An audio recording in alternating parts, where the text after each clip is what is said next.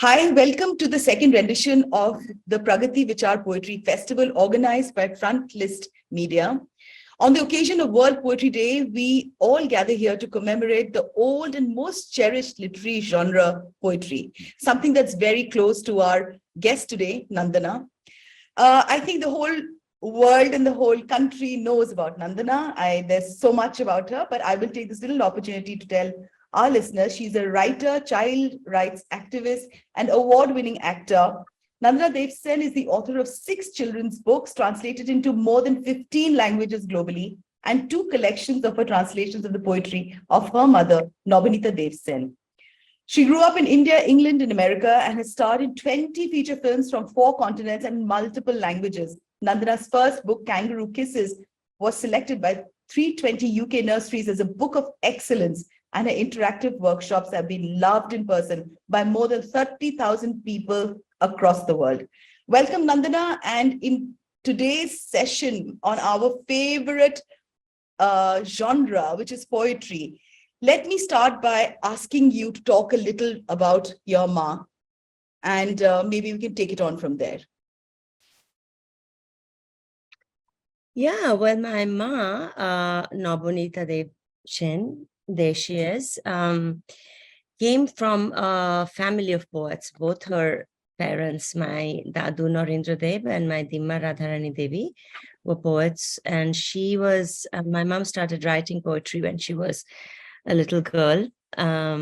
She continued writing, scribbling lines of poetry in her Kobitar Khata that she always kept just below her, under her pillow, until the last weeks of her life. So poetry was a constant life partner for her, really. Her first book of poetry, her first book at all, was actually published when she was barely 21.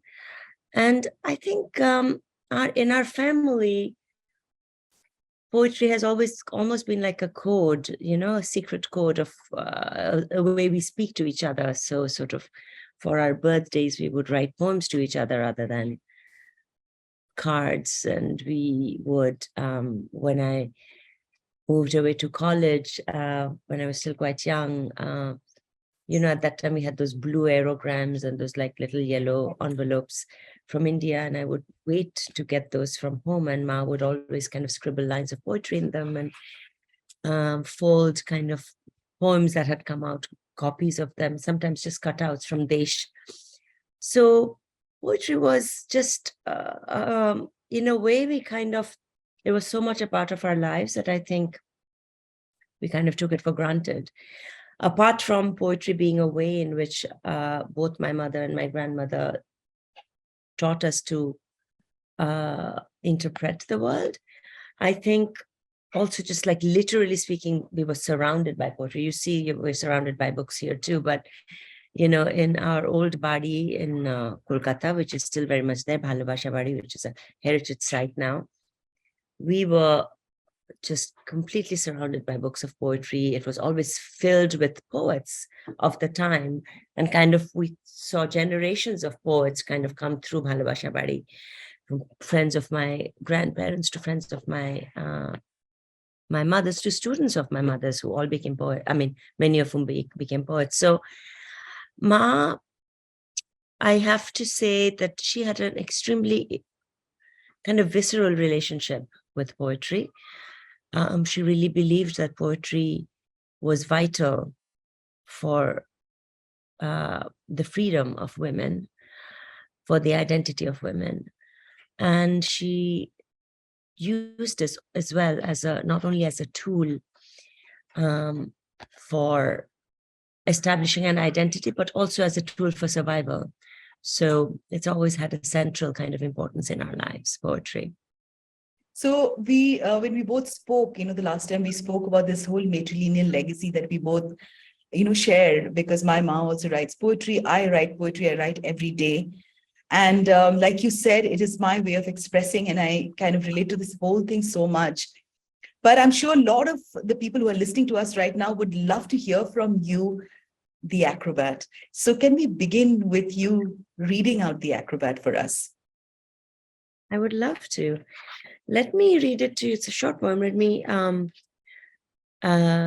share it with you in Bangla first, if that's okay.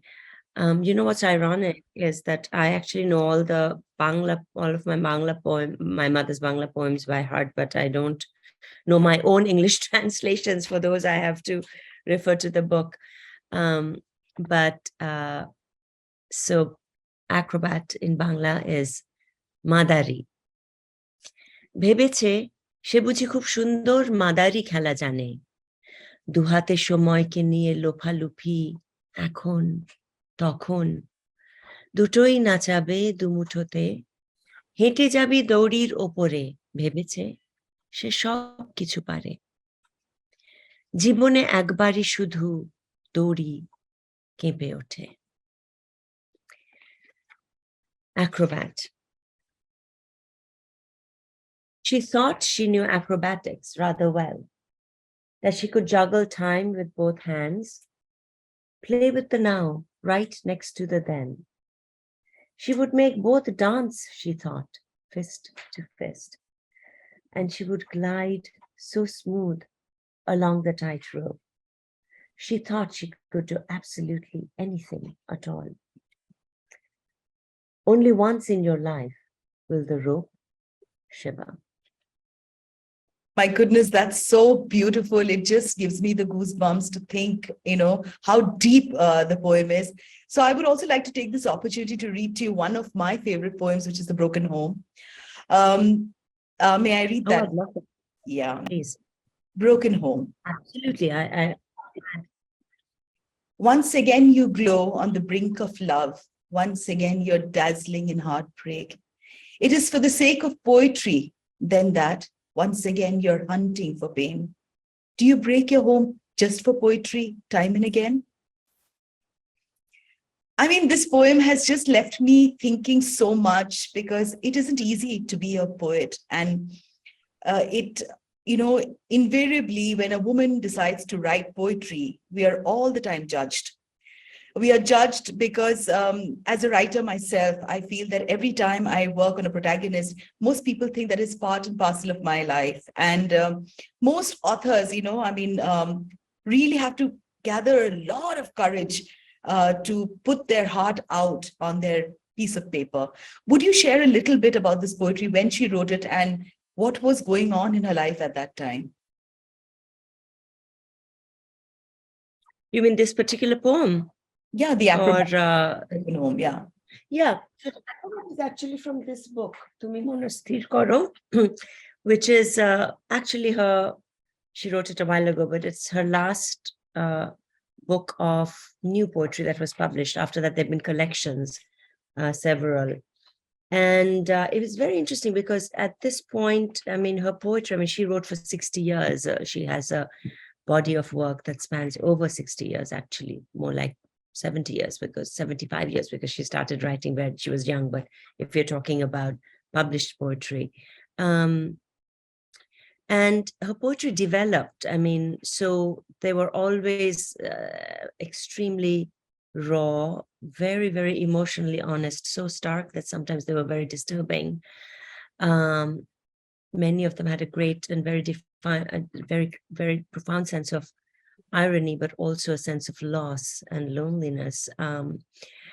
But her form kind of kept shifting. So her later poems are actually very short. She was quite influenced by forms like the haiku and other short poetic forms that were international. And so in this particular book is really, I translated this actually, such an old dog-eared copy, but this is Make Up Your Mind. This is a book, this is my first book of translations that I did of my mother's poetry, which I did as a birthday surprise for her when she turned 75. And I called this 25 poems about choice, because as I was reading this and translating this, I realized that each and every poem in this book was somehow about choices that we have to face as women, choices about our identity, choices about our work, choices about our emotions, choices about how much of ourselves we share with the world. And I think, so I think she was the one thing that is kind of constant in all her poetry is that she expressed the deepest part of herself through her poetry. She was very popular as a prose writer. In fact, in terms of numbers, she probably has many, kind of millions more in terms of readers of her prose than of her poetry, because typically that is the way it is between prose and poetry anyway. But, she kind of became a household name through her prose, not her poetry. And her prose were also, as you were saying, the word that you correctly said is that it takes a lot of courage to be a woman writer, to be a woman poet, and also to be a woman writer who is writing about her life. Because even when you're not writing about your life, and in fact, it's interesting what you said is that, in fact, my mother started writing about her life because even when she wasn't writing about her life, her readers assumed that she was. That when she would write a story, it was somehow about her. That when she was writing a poem, it was, and relating an incident in the poem, it's something that must have happened to her. So and she felt a real kind of encroachment on to her privacy. And when that happened, rather than, for a while, she actually stopped writing poetry because she felt she was giving herself away in her poetry. And people were also imposing a kind of perceived reality onto her as her biography. But then she said, hey, you know what? If you're going to assume that I'm writing about my life, I'm going to do exactly that. I'm going to write about my life. And she really opened the door to our home, to Bhalobasha Bari. She started writing about everything that was going on in this seemingly dysfunctional, broken family, but which functioned perfectly without any men or boys. And so the one thing that was, as she always said that, and which was really true, that, I mean, she actually believed that her eyes were different, from like one eye was physically always smiling and another eye was kind of anatomically always sad. This is not a metaphor. She actually believed that. Whether or not that's true, I always thought both her eyes were smiling. But what's definitely true that in terms of her writerly personality, she was always smiling in her prose, and she was always much more raw and what should I say, distraught in her poetry. So that was true, but the form that she took in her poetry throughout her life kind of varied depending on, over the 60 years in which she wrote as a poet. So while you were growing up, and obviously as a young girl, you've had the luck of growing up with a mother who says that one of her eyes is smiling and the other one, is really sad. So tell me a little about Bhalobasha Bari, and what are the memories that, that stay etched in your heart? Because it's very evident when we talk that there's a huge part of you that still stays there. Such a huge influence of your mother. And how would you like to speak to our readers about the influence that it has on your work? Yeah, I mean, I think it was a kind of a home that was always really alive. It was always bustling. There were always, or frequently, I mean, there were gatherings every day. And this was true in my grandmother's time. It was also true. My mother kind of continued with that tradition of spontaneous soirees. There were addas every day. I mean, people would just gather at my mother's house after once her day at college was done. She was a very busy and very popular professor of literature at Jadavpur University. So whether it was students or her colleagues, Then there were gatherings of poetry, like there were Kobi Shammilans that would happen at our home. Then she would actually put together, like concerts, like a baul concert, or Shuchitra Mitra would come and sing one day. Hemant Mukhopadhyay had come, or Ghoshen, all of them, Nilima Sen, all these wonderful singers that I grew up with, Mohoddi, they've all come and sung at our Amader Boitokana Ghore, in our drawing room with a harmonium, with all of us gathered around them in a shotorunchi. So we kind of grew up like that, and it was sort of a very open-hearted environment for creative people. It was sort of seen, you could see that the energy that gathered there and that it emanated, that it radiated, was very, very powerful. Yeah, so that was great. I mean, but the other side of it is that there was not a lot of privacy in our home, I think my sister Antara and I loved this energy, loved this creativity. There was a constant stream of activists and actors and poets and writers, and a lot of political discussions, because, Kolkata at that time was a much more overtly political culture, where all of our sort of, whether it was the songs of IPTA or the plays of, Nandika, they were all the work that was coming out of Kolkata was very politicized. And that was the climate in our home too. I think we grew up with a very strong social and political consciousness because of that as well. I think that's wonderful. I mean,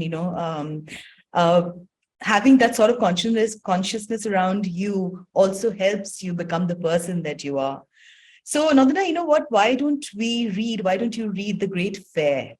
And then after that, maybe you can get down to a few questions about the whole translation work that you did, which is such a difficult task, especially if it's your mother's poetry. It takes so much to do the translations. I can't put myself together to do my own mother's poetry translations. So we'll get to those questions. But before that, how about you read The Great Fair? Yeah, I love that poem. Let me just find it. The Great Fair 20.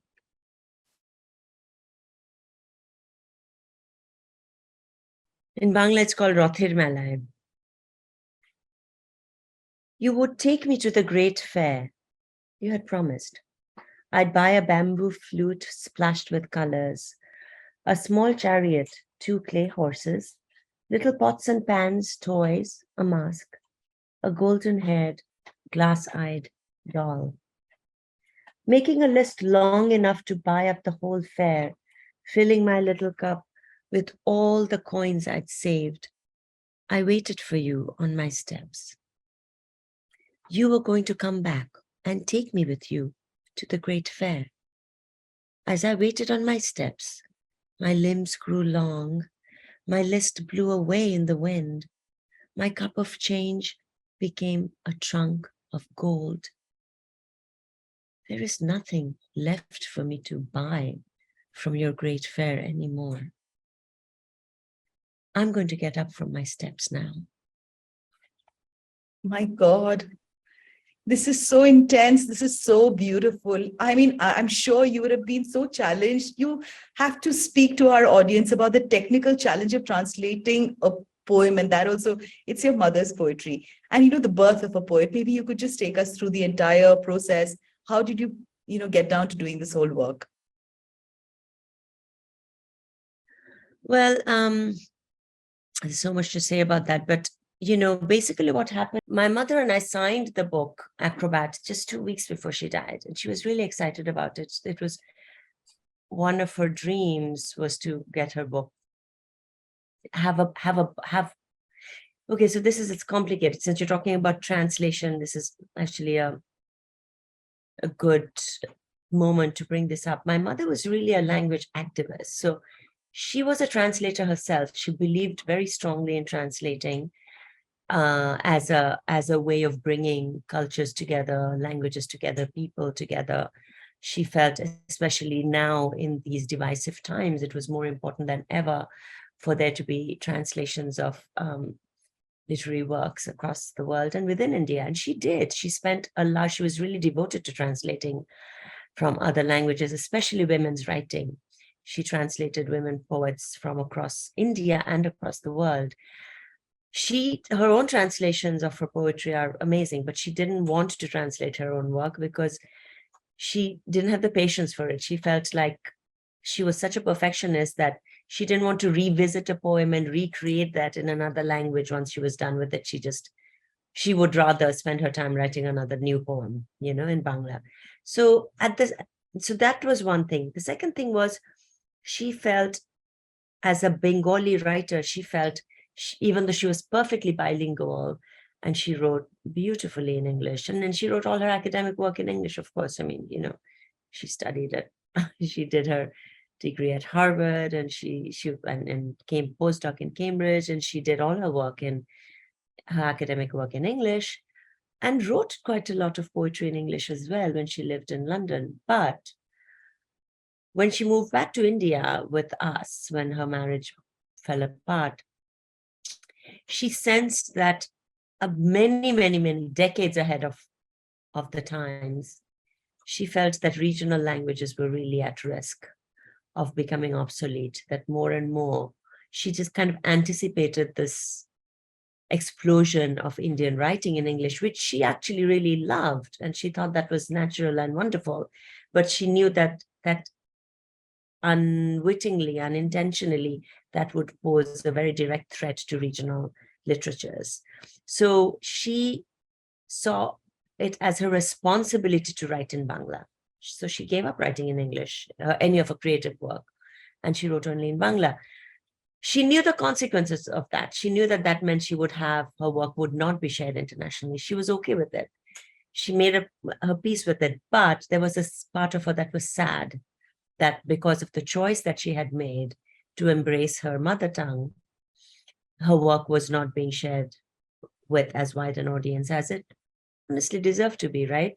So she was really thrilled when this book, we got the offer to do this book together by Archipelago Books, which is a wonderful, one of the, if not the leading publishing house in the world that focuses just on translations. It doesn't publish anything other than translations of literary works of very high merit.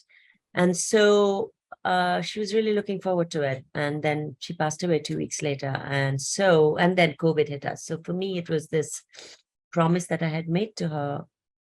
But also, of course, I rushed into signing the contract because, we all knew she was really ill. And while I fully expected her to work on this with me, perhaps irrationally, of course, I was rushing because I knew that our time together was limited. So it was a very strange, dark time in the world because of COVID. It was a dark time for me because I was grieving, and because with every poem, I could kind of hear her voice, and I just couldn't believe that she wasn't with me.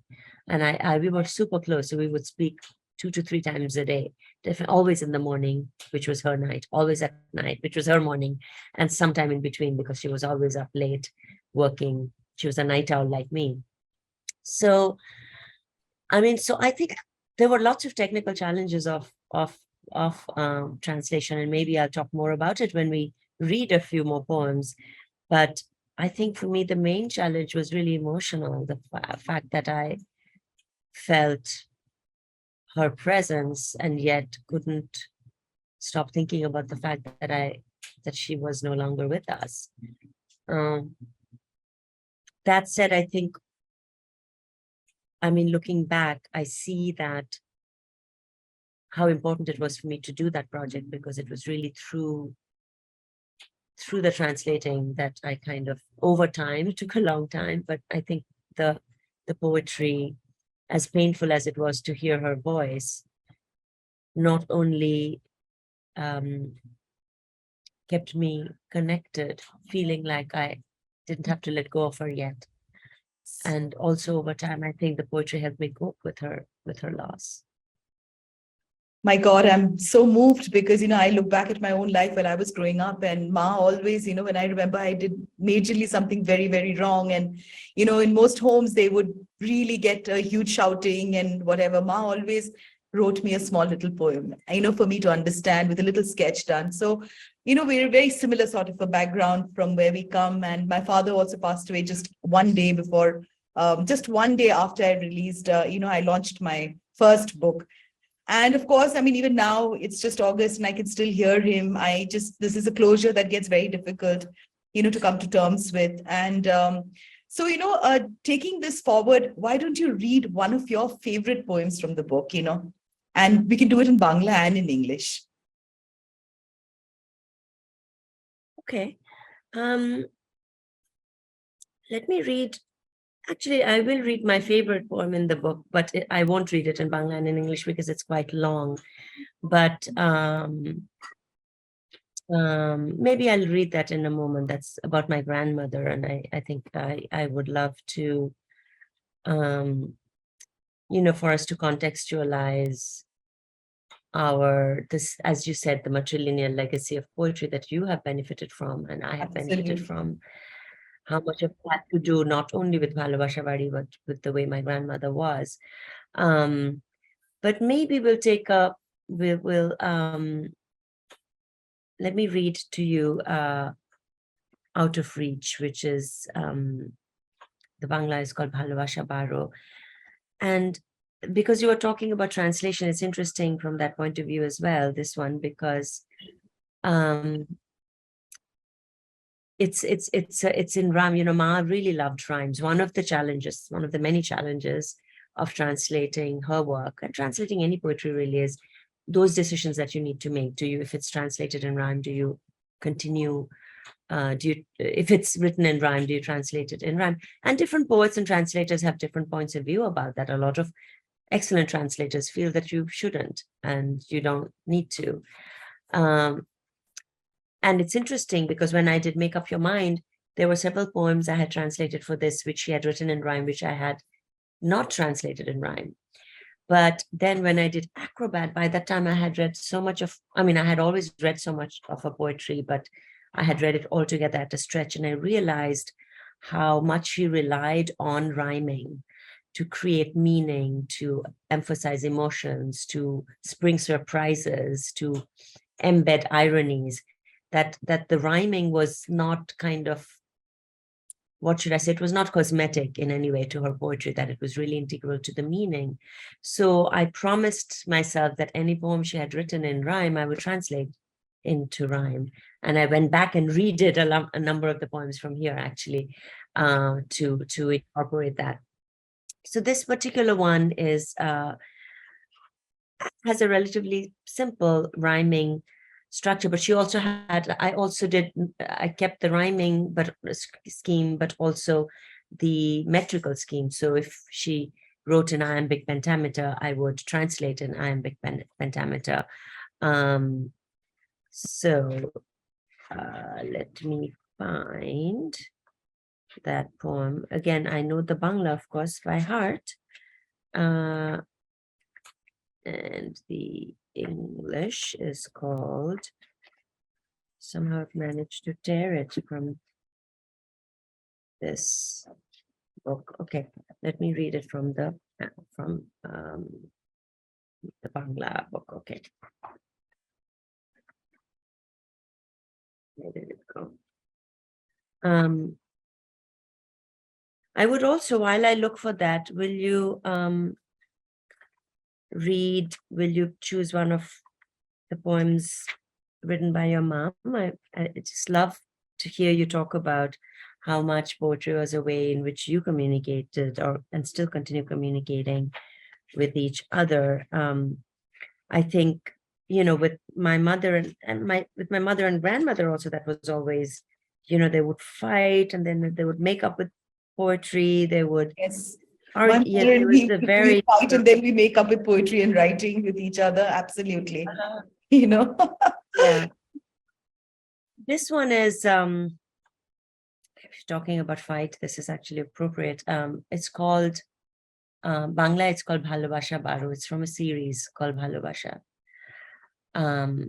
তুমি চেয়েছিলে নিরুপাধি প্রেম অনধিগম্য আমি গেথে আনি লবঙ্গলতা তোমারই জন্য তুমি বুঝি চাও প্রেমের বাতাস নাতিশীতোষ্ণ আমি বইয়ে দিই কাল বৈশাখী ভয়াল কৃষ্ণ তোমার প্রণয় প্রযুক্ত নয় দূর বিশুদ্ধ আমার প্রণয় কিছুটা যুদ্ধ. God. Out of reach. You asked for a nameless love, out of reach. I weaved you a wreath of blooms, each to each. You want love's temperate breeze, softly sighing. I blow you a thunderstorm, terrifying. Your love is detached, afar, chaste to its core. My love is in part love, and in part war. My goodness gracious me. This is beautiful. So now I'm going to pick out one of the poems that, that stayed with me called The Cloud from the book. Yes. And may I read this? Please do. Yes, that would be great. That girl wishes she were a bird. Today she thinks she'll be an eagle. Tomorrow she wants to be a seagull. That girl is very stubborn. She's determined to spread her wings and fly both on the ocean and high in the sky. But what should she touch first? Water or air? So she becomes a sea breeze on her quest. Then a wave's salty kiss on the wind's breast. That girl is very stubborn. In the end, she made good on her pledge. She's that rain cloud on the northeast edge.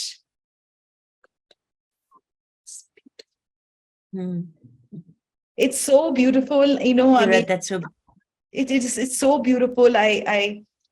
I'm so moved with her work, because I kind of understand when you think of, whenever I sit down and sorrow comes over me and grief fills me, and my best friend are my words. Yeah. And, that's that one place that I know that I pour my heart out and I'm sorted.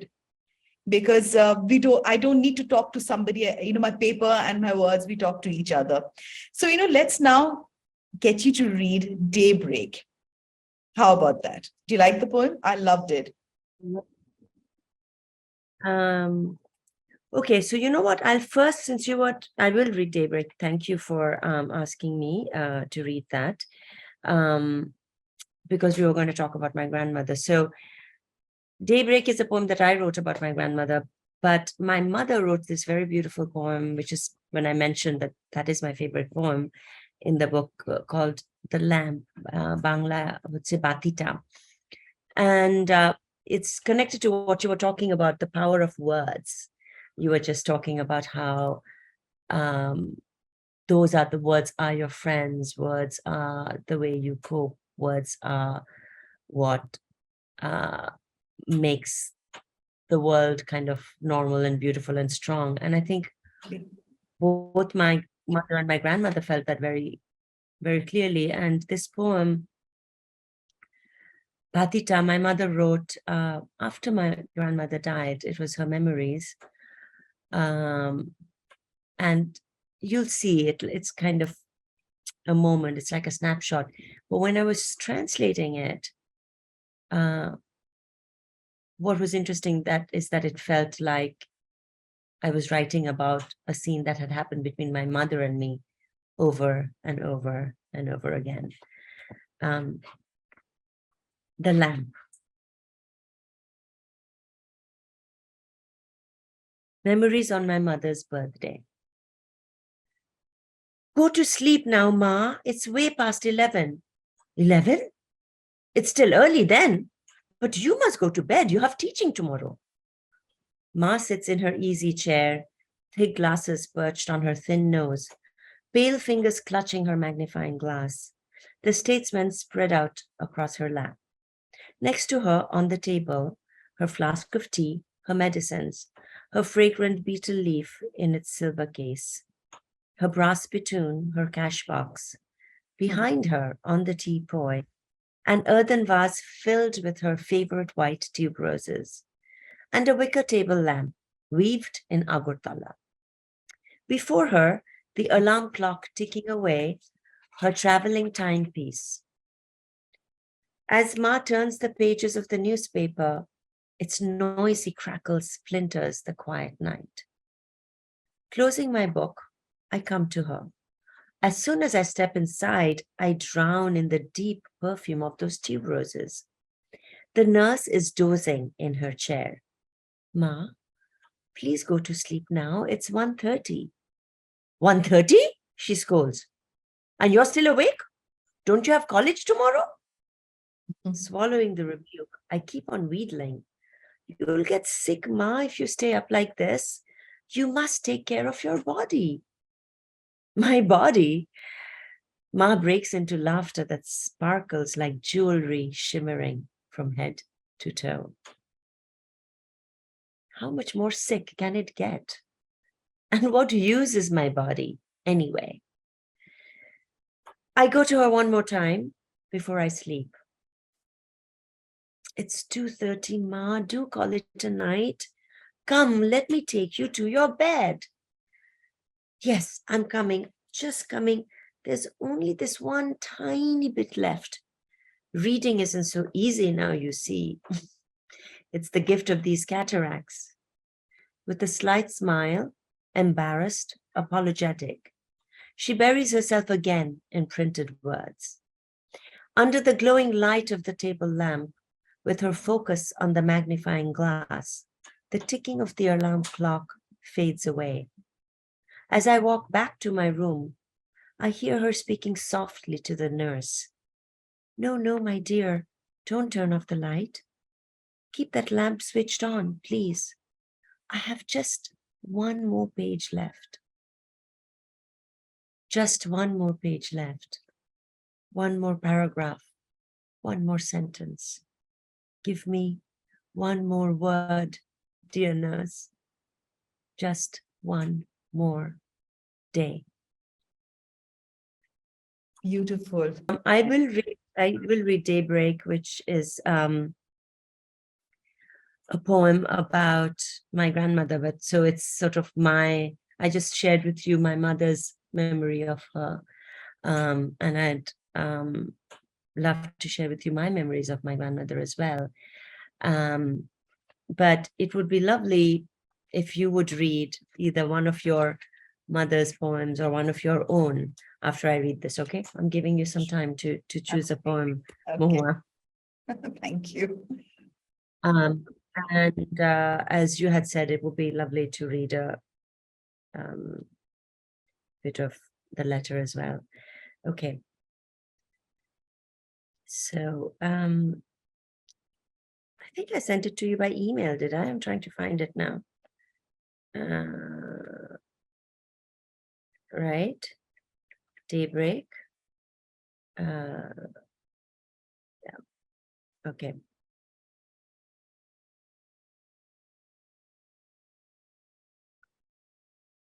Daybreak for my grandmother, Radharani Devi. Whenever I think of you, I think of all the early mornings, how you laughed like a girl as we listened for the cannon to fire and the foghorns to blow on New Year's Eve. Eyes sparkling, you dealt us round after round as hearts and diamonds slipped through our fingers all night. Kings and queens, knaves and clowns, waiting impatiently for the first day to break. How you pulled us out of bed with no mercy on Mohalaya dawn. We huddled near the radio, half asleep, scalded by tea, until airwaves all around us exploded into heady prayer like a rush of steam rising up from every home on our street. You knew each verse by heart, and every year Ma cried when the goddess was born. How you loved to march with us like a drill master on your morning walk. Grumbling, we dragged our groggy feet to the dry fountain where, years ago, you had arranged Ma's girlhood parties, You paused near the Shivli, trying to bend, and in a flash we were groping wet earth, grabbing orange-tipped fragrance in the fog, greedy and impossibly awake. How you walked into my room with unsteady steps on the winter nights of my finals. To bed, you scolded, even as I muttered formulas I would never follow and dozed over tea-stained history. You denounced all-nighters, but you stayed up with me every night until we heard the prayers from the mosque echo in our hearts, coal smoke. How you clutched your magnifying glass as I tiptoed past you, asleep in your chair during my summer break. You never stopped reading the fine print while I couldn't even see how that big sky was magnifying pink shapes everywhere in bold. As I stumbled into bed, unsteadier than you, just before you would start your day. Whenever I think of you, I think of all the early mornings I missed. It's beautiful. It's beautiful. It moves me so much. Yeah. So I will take this opportunity to read to you one of my poems. It's called Tomorrow. Oh, to wake up to the dew-kissed grass under my feet, to drink my morning coffee staring emptily at the hills ahead that stand in its stoic naked strength, to be able to walk away without looking back at the bridges I burned, to be able to carry the seashells lying desolate on the seashore, listening to the stories of the tiny creatures that braved many a rough tide, deep storms to be washed ashore. Today I have to wait, to sink my feet in the wet receding sand. Maybe tomorrow, the shore will come to me in all its splendor. Today, I have to wait for tomorrow. Oh, that's gorgeous. It's really beautiful. Yes, the shore will come to you tomorrow, for sure. Mm. Nandana, I would not want to let go of this opportunity of reading. Would you like to do the letters, or would you like to read That Girl between the two of us, as we had decided to do stanza by stanza? I'd love to read a bit of the letter, actually. Please do. You asked me about, there's so much to say about my mother, and I think Absolutely. There's such beautiful there's a lines. lot that one can. Yeah. No, I just mean that there's a lot about her and about my relationship with her that I can't really necessarily explain or describe, and maybe a better way to do it is through sharing a part of the letter, which I started writing to her when I wrote this, when I translated this book on her 75th birthday, and I kept adding to this letter every year. So she knew this letter, most of it, but I've also, I finished it only after she passed away. So, letter to Ma. I'll just read a short excerpt from it. My first semester in college. You arrived in between your conferences, suitcases and admirers in tow. Every morning, you stood in line in our noisy dormitory to claim your 3 minutes in the shower. You left after a week, just as I was getting used to finding your hip-length hair in my comb and turning every head in the 1,000-strong Harvard Union when you swept into dinner with me, gliding in like a queen, like you always did. A few weeks later, we hit midterm exams. I overslept the first day, found the showers occupied, and sprinted to the other bathroom in panic. As I stumbled onto freezing tiles and fiddled with the cranky knob that spurted cold water for red and boiling for blue, something miraculously familiar caught my eye. A crimson dot of velvet on the narrow grey wall. Your well-traveled bindi, carefully transported from your forehead and placed beyond reach of the spray. In a flash, I could hear you laugh and smell your scent. I could feel the tension in my neck melt into the mist surrounding me. That perfect circle of red gave evidence on the mildewed wall that you would always be there, far away, so close. Although there were unending demands on your time, A few years ago, you had somehow managed to find several days for us to translate together my bedtime book for children, Not Yet. The book is a playful dialogue in rhyme between a mother and a child. A naughty little girl finds countless excuses not to go to bed. The literal Bengali translation of Not Yet is Akhonina, but you had laughed your own little girl laugh and declared, no, no, the girl must be much more emphatic.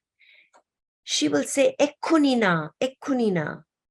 Well, this obstinate daughter of yours kept saying to her mother in the last few weeks, Ekhunina, Ekhunina. Could you hear me, Ma? Thank you so much for joining us today and for listening to us.